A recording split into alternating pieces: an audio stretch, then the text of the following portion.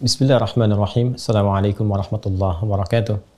Alhamdulillah, wassalatu wassalamu ala rasulillah wa ala alihi wa sahbihi wa man walah wa ba'd.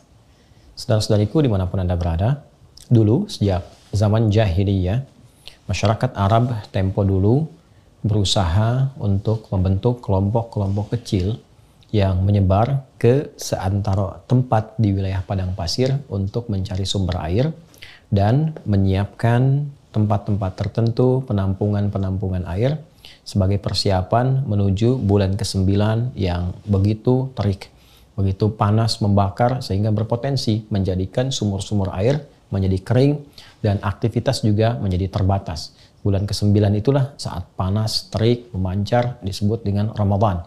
Masyarakat menyebut dengan Ramadan dari kata Ramadha yang berarti terik, panas, membakar. Jika kita ingin jadikan bentuknya superlatif, lebih meningkat lagi, lebih membakar lagi, maka tambahkan alif dan nun di ujungnya. Maka masyarakat menyebutnya dengan Ramadan, bulan, masa, waktu yang sangat terik, membakar, yang sangat panas, membakar. Karena itulah kemudian sebulan sebelumnya mereka kemudian membagi tugas berkelompok-kelompok. Pengelompokan untuk menyebar disebut dengan tasya'ub namanya. Keadaannya disebut dengan Sya'ban.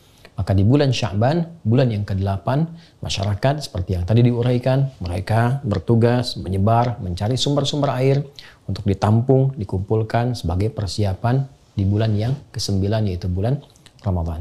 Di masa Islam, nama-nama bulan ini dipertahankan dalam perjalanan di tahun Hijriah. Dari mulai Al-Muharram sampai dengan bulan Dzulhijjah, bulan pertama sampai dengan bulan yang ke-12.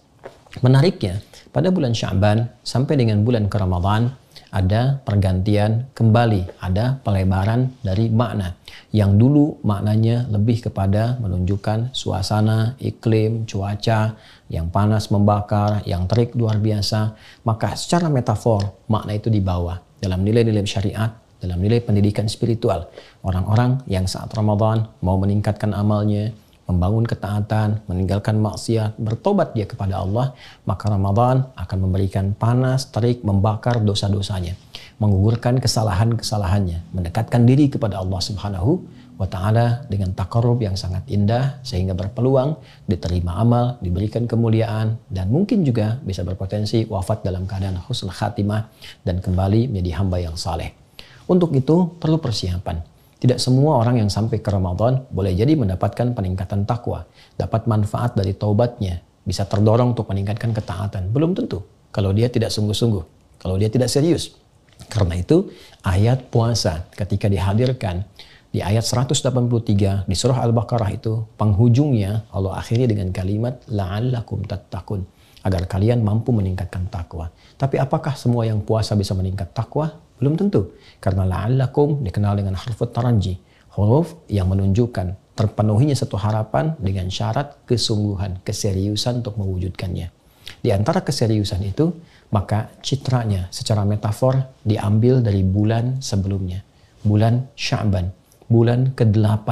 Saat banyak orang di masa pra-Islam mengumpulkan air untuk persiapan bulan ke-9, maka air berikutnya yang kita siapkan menuju Ramadan adalah air-air spiritual. Air-air yang bukan hanya melapangkan dahaga kita, menghilangkan haus, tapi air juga yang bisa menumbuhkan nilai-nilai ketaatan, yang bisa menggemburkan kembali, menyuburkan kembali hati-hati yang kering. Karena itulah banyak ayat dalam Al-Quran yang menyebut tentang air. Kata alma yang mewakili air saja setidaknya disebutkan 63 kali dalam Al-Quran.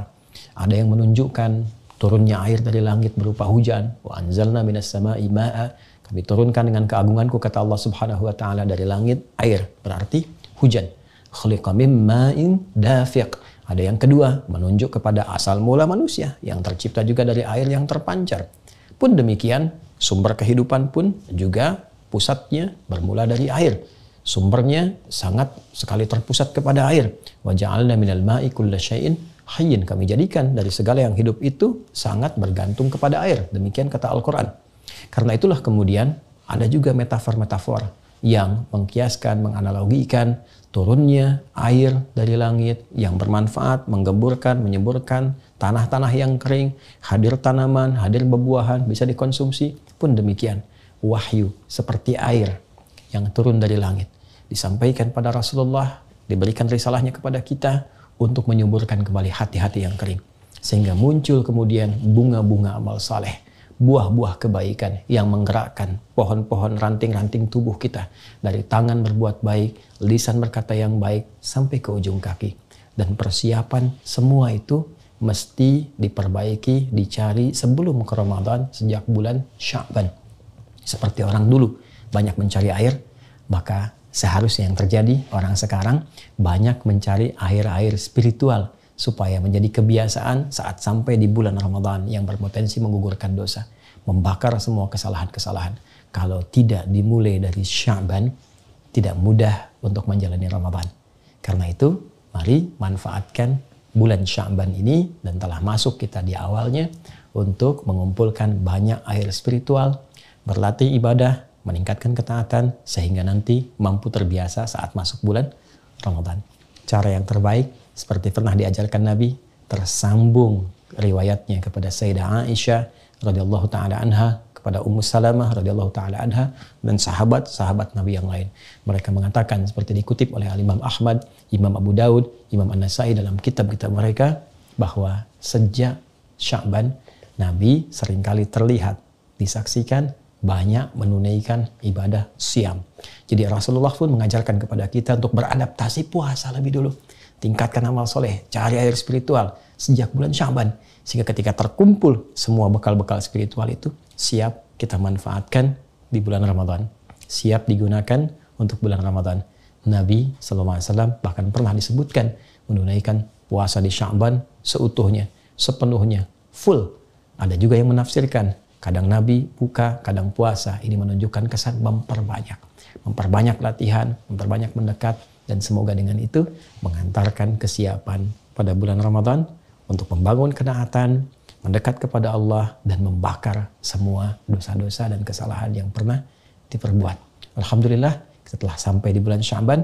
Semoga Allah berkahi, semoga Allah bimbing untuk meningkatkan ketaatan, dan semoga siap menghadapi Ramadan. Adi Hidayat, Assalamualaikum warahmatullahi wabarakatuh.